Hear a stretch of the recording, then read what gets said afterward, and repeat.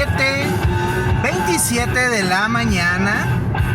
Ya estamos en la carretera. Estamos escuchando el espectacular disco del año de 1987. Estamos hablando del disco Electric de la banda inglesa The Cult, una banda de post-punk que gracias a Rick Rubin allá en el 87 comienza a hacer este viraje hacia el mundo del hard rock, que estaba muy de moda a mediados de los 80s. Hay que recordar que el 87 es el mismo año en el que se publica el fabuloso Appetite for Destruction de los Guns N' Roses, que precisamente serían abridores de varias giras de The Cult. Si mal no recuerdo, no sé si fue The Cult, le habría giras a Metallica, o Metallica le habría giras a The Cult. Pero bueno, fue una muy buena época para el rock pesado.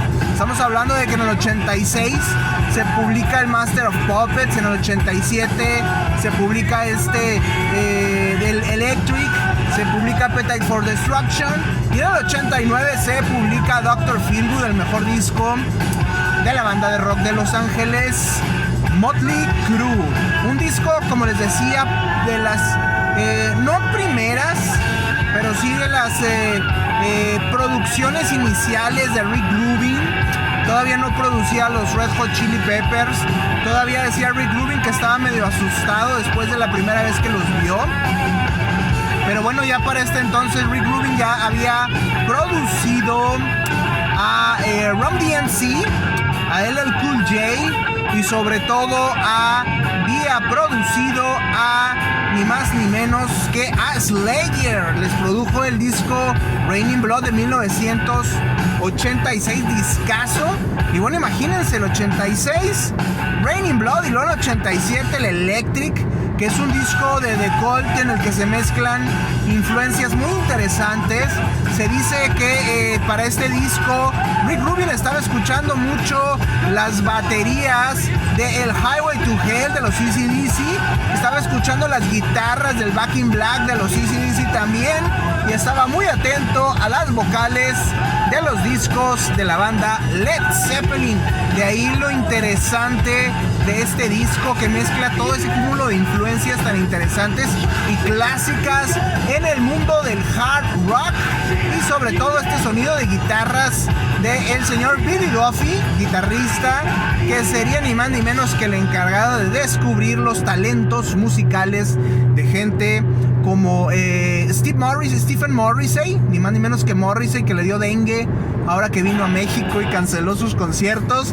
Y bueno, del buen Johnny Marr, uno de los mejores guitarristas de la época ya en los 80s, con The Smiths, precisamente con Morrissey. Probablemente Morrissey, o más bien dicho, los Smiths no existirían sin Billy Duffy, y Morrissey y Marr no tendrían una carrera sin el señor Billy Duffy, que pone estos riffs muy a la Malcolm Young de los AC/DC, que Malcolm Young no era otra cosa que un cuate que admiraba mucho la manera de tocar del señor Mark Bolan con los T-Rex. De las cosas que se entera uno cuando pone atención y cuando investiga y cuando lee uno las pequeñas notas en los libros, que a mí me encantan. Pero bueno, ya ese será tema de otra conversación. Es 11 de septiembre, hace 22 años. Era un día que llovía mucho, estaba nublado, era un día oscuro. Iba yo manejando, me acuerdo, rumbo al trabajo, batallando con los encharcamientos, estaban horribles. Sobre todo ahí en el cruce de Gonzalitos y Morones. Me acuerdo, estaba todo inundado. Iba yo preocupado porque no se me fuera a quedar el carro, porque los encharcamientos estaban a la orden del día. Y bueno, por fin llegué a la oficina. En aquel momento la plática de todos era lo complicado que había sido llegar, la lluvia, los encharcamientos, los inundamientos. Esa era la plática de ese momento. Y después me acuerdo No sé cómo sucedió, porque estamos hablando de épocas mucho antes de que internet se volviera general, de que tuviéramos internet a la mano en los teléfonos inteligentes. Y bueno, de alguna forma había una pequeña, me acuerdo, era una pequeña televisión en la oficina, y resulta que la gente se empieza a ir, empieza a pasar gente y gente por la oficina. Y bueno, ya saben, la curiosidad mató al gato. No somos tan curiosos como los gatos, pero dijimos, bueno, ¿qué demonios está pasando? Voy y me asomo y veo como un edificio en Nueva York, una de las torres gemelas en Nueva York, está humeando, y me dicen, es que se estrelló un avión. Dices, ¿cómo se puede estrellar un avión contra un edificio? Un avión va a una altura bastante considerable, no puede ir un avión a baja altura más que cuando va a aterrizar. Y dices, ¿qué demonios está pasando? Y luego después sale la noticia de que se está estrellando otro avión en otra torre. Y dices, esto no fue un accidente. Te das cuenta que algo está sucediendo. Lo primero que me vino a la mente fue, alguien está controlando a los aviones. La verdad nunca me imaginé todo este proceso, todo este entramado, todo este entrenamiento de esta gente para hacerse pasar por ciudadanos estadounidenses, hacerse pasar como que no sucedía nada y subirse a los aviones, y después, ahora sí que secuestrarlos. Era algo muy de los 80s, la verdad, el secuestro de los aviones, llevarlos a otros países, pedir dinero, lo que sea, pero estrellar los aviones contra edificios, la verdad es que fue algo inédito, insólito. Fue como si de repente se cayera un muro y estuviéramos de frente contra una realidad que atentaba, que iba mucho más allá de nuestra realidad. Se volvían los hechos, como hemos dicho en muchas ocasiones, los hechos se volvieron más sorprendentes incluso que la realidad. Para mí todo el mundo cambió a partir de esa época. Empezaron las teorías de conspiración a todo lo que da, y bueno, empezaron las noticias falsas, empezaron los rumores, las leyendas, y empezó este choque tan fuerte de la posmodernidad entre lo que es, lo que estaba y lo que muchos decían que era en realidad. Muchos a empezar a desmentir la realidad, la verdad. Y bueno, ya saben, el caos que tenemos actualmente. Me dicen los ultraconservadores, estos pequeños monaguillos ultramojigatos,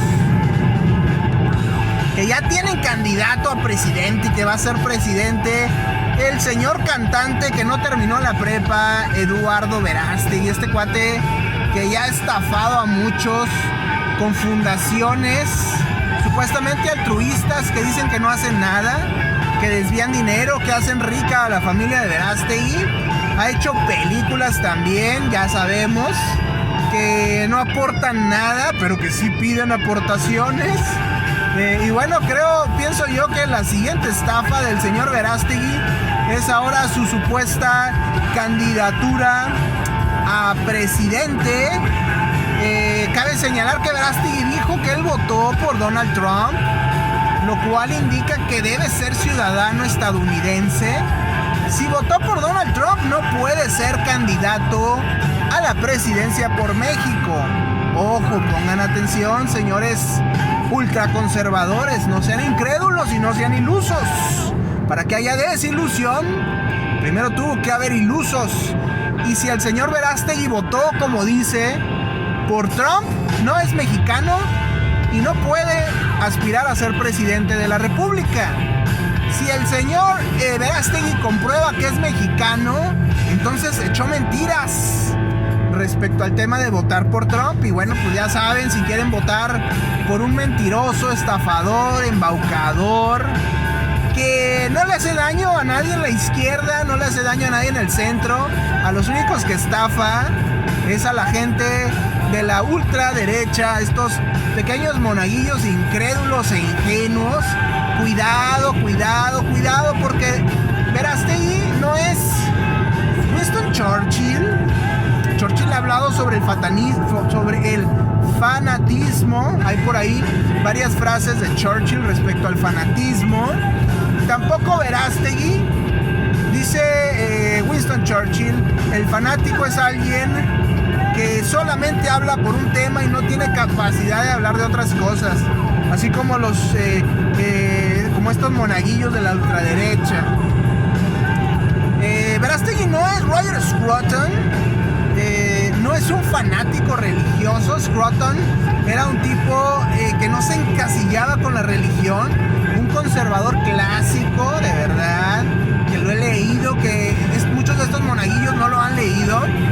Y bueno, Scruton, entre otras cosas, decía que él era espiritual, que no era religioso. Es decir, no se dejaba llevar por una religión. Reconocía el mundo espiritual, reconocía las religiones, pero no se enganchaba con una sola. Y bueno, Verástegui tampoco es otro de esos personajes que me gusta mucho leerlos.